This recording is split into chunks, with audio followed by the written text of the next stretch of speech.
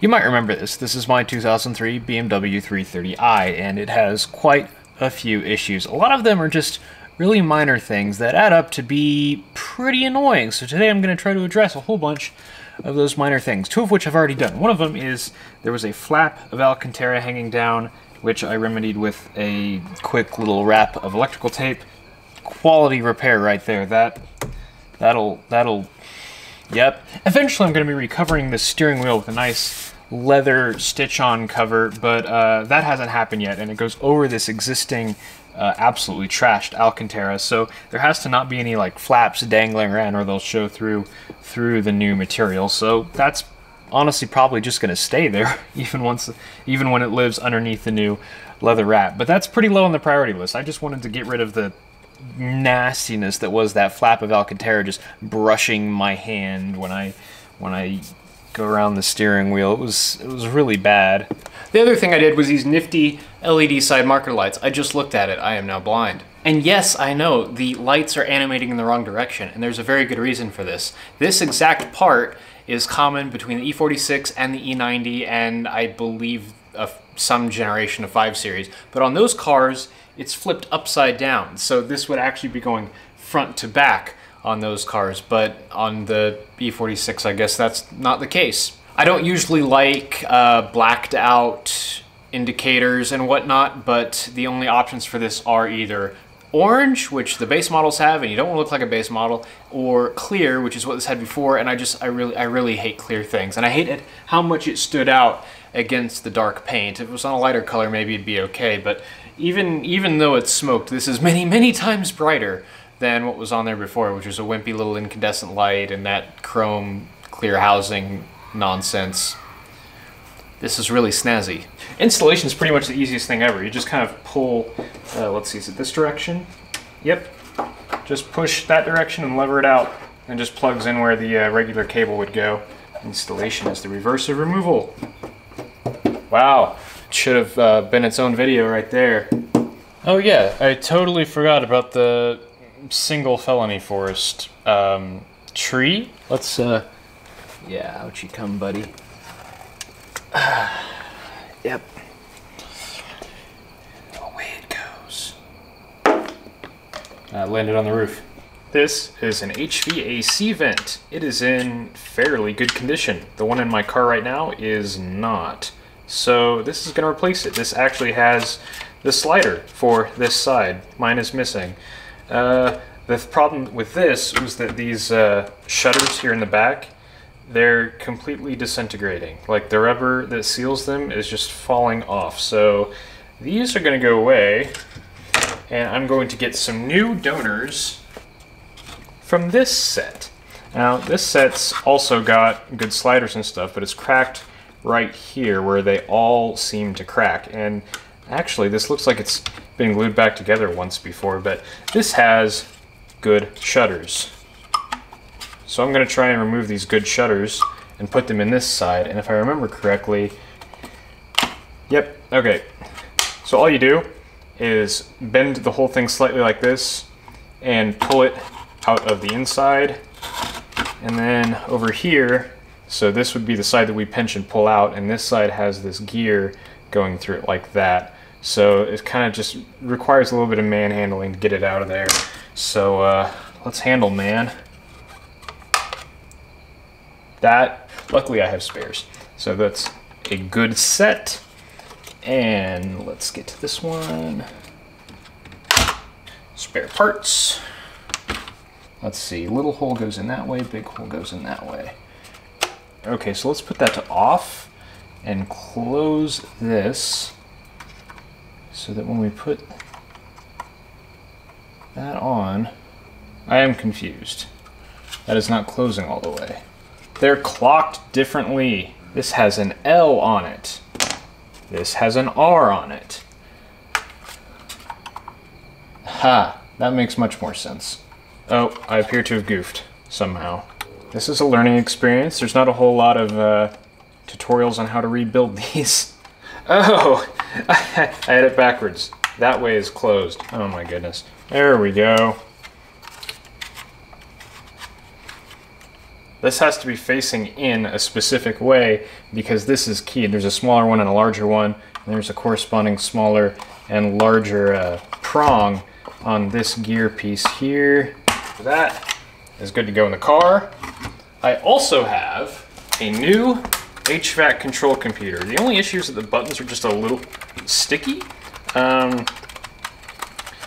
Yeah, I might clean that a bit later. I'm just kind of trying to figure out if mine is bad or if my car has some underlying electrical issue. Sometimes it'll just freeze up and be unresponsive. I'll turn off the car and it'll get the shutdown signal, but it won't shut down because the BMWs, they don't actually cut the power to the modules. They just tell it, hey, would you kindly turn off? And if this is frozen up, it can just say, no, screw you. I do what I want. You're not the boss of me.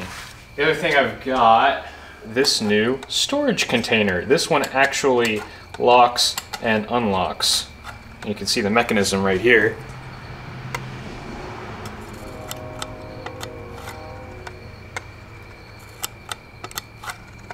I could watch that all day. My current one does not lock, so I have nowhere to put my face masks. So that is pretty much a whole center stack ready to go in my BMW. I also, yes, there is more. There is more. I got some clips. These hold on the trim pieces, and these are always broken. Definitely want to have a few of these. I have no idea how they come out. Legitimate. What the heck? Yeah, I have no idea how any of this works.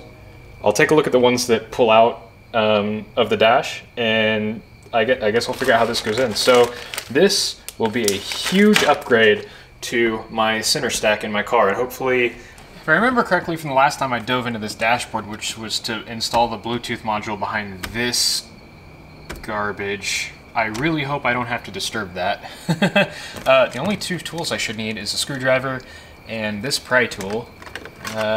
So let's just get started here. You can see how badly I need those new clips. So let's just lever this guy off of here. It looks like at least one of these has been replaced already. And then this is the one that's just kind of sitting there.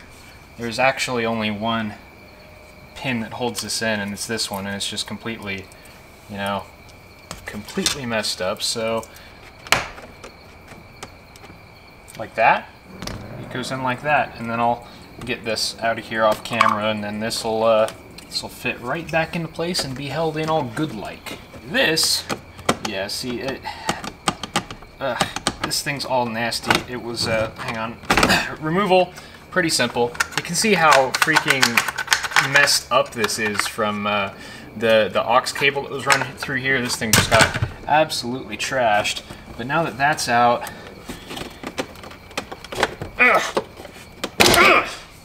how do you work? Ah, there we go. Nice, see? That retains the red bit. Let's see, this just...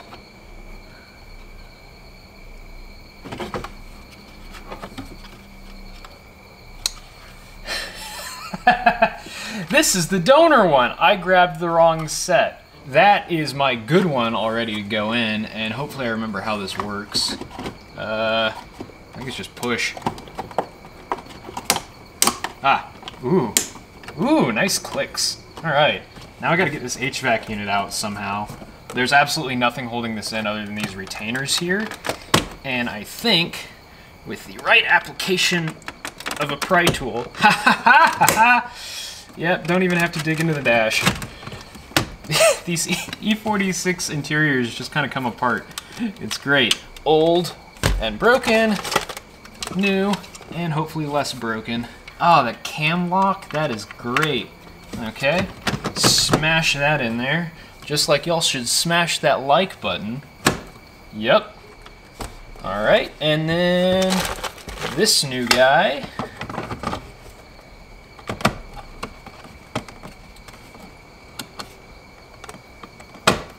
Ah, there we go. Ah, auto. That seems to work. Ah! Holy crap.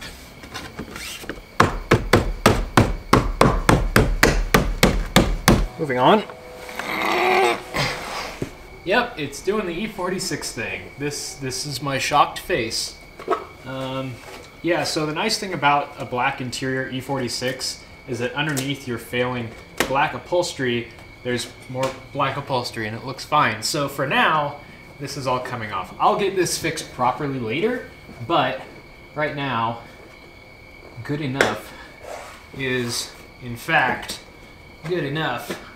No longer flapped in the breeze. And then both of the C pillars need it, and it already came off that other B pillar, so we can't even see these lights back here. So let's see here. Now, something else that's interesting here is that this is a nice white light, but it's not very bright. It's like some aftermarket blue tinted incandescent piles of absolute trash, and these need to go, frankly. So I actually have a solution for that, but first, let's get this fabric out of here. Be gone somewhere. Okay, so, all right, these are just gonna live here for the next couple of years, probably. This dusty box is all of my new LEDs. One thing I'm curious about is if these are directional or not. I mean, LEDs, light emitting diodes themselves, are directional. They'll only pass light one way because, you know, they're diodes. These have some chips on them. They do say CAN bus. Well, I saw the word CAN bus. There it is.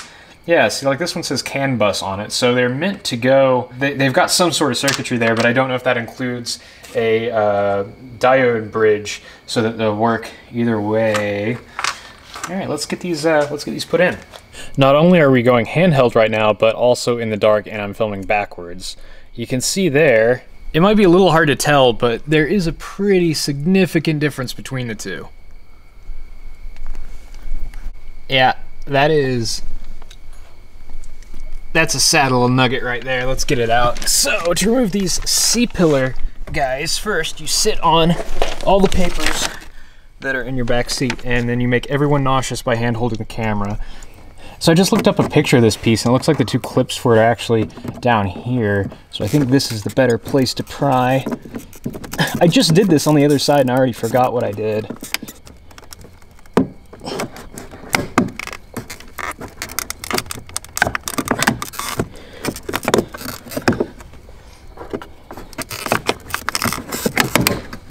Yeah, look at these nasty little things. Huh, all right. There we go. Let's go stick some LEDs in her. Okay, so here is the light assembly, and what goes in there is this 2-chip piece and this 1, 2, 3, 4, 5, 6, 7, 8-chip piece. And this couldn't be simpler. The 8-chip goes in here because this reflector collects light from all angles. This one has a more focused reflector, and so I believe that's where the 2-chip goes. So let's do the 2-chip first. Just twist and pull, and out they come, and you can see these garbage blue tinted 5-watt piles of trash that were in here. If anyone wants those, hit me up if you're local, because I certainly do not. There we go. That goes in there. Stick that in and twist. And twist, maybe. That's actually really annoying to do with actual human-shaped fingers. There we go. Robot-shaped fingers helped a lot. Okay, and then the one with all the chips goes in here. I don't think polarity matters with these specific lights. Either that, or I just got enormously lucky with that side that I did already. So that goes in. And another issue that you might have is if this head is just a little bit too big, it will not fit through that hole. Did I just jinx myself? I think I need to go get my file and do some deburring, because this does not fit through that hole. If you're wondering, yes, this is ridiculous. There. Good riddance. Let's go see if it works. Okay, let's get this plugged in and make sure that it works real quick. Spotlight is good, and the entry light is also good.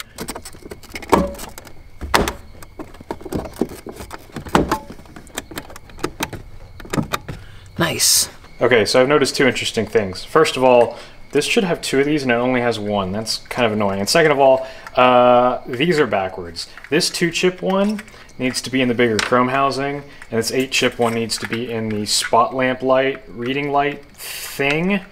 There we go. There. Okay, much better. The Footwell lights are pretty much dead simple. I could just reach up there and pull on the front left corner with my finger and then drop my housing. Yeah, they just pull right out. They've got this cover that you slide off, and then you stick in the 3-chip festoon, and in they go. Oh hey, it works. This glove box light is a little bit of a pain. It's up here, really well hidden. You're actually gonna have to use an actual flathead screwdriver, and then there's a slot here on the right side you just get, and you pry down, and this is going to get replacement for that. Shiny new bulb in. Let's see if it works now. Hey, we have glove box light.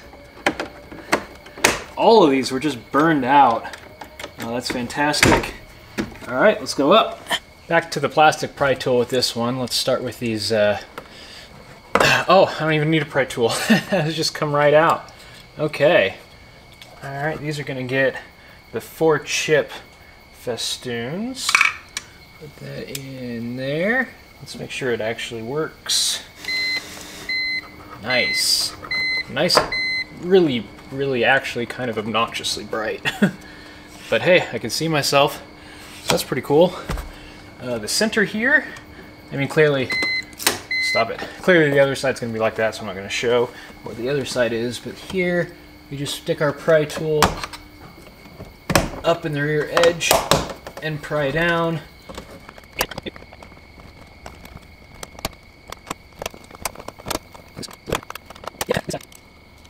That one is completely hosed up. Oh well. Oh no. I dropped a light. 3 of these 8-chip wedges. They're not festoons.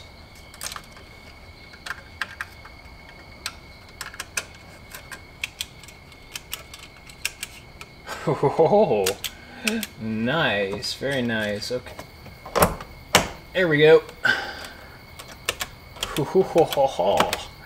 That is nice and bright. Last thing's the trunk lights. Haha, just kidding. You pry on this side of this plastic thing, it comes off. Don't need to remove this at all. Back in it goes. Oof, that thing is toast.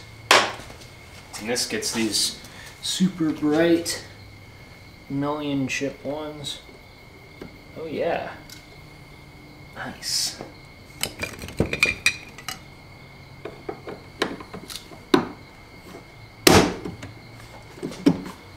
What a difference. Now you don't see me, and now hopefully you sort of do. That is a massive improvement over earlier. And then I've got my spotlights and my vanity. Oh, the vanity only works when the car is on, I believe. Yep. Oh my gosh, that is really bright. Yeah. So I've got new center stack, new lighting, and no more flapping upholstery. So I'd call that a win with my incredibly bright forehead. Thanks for watching.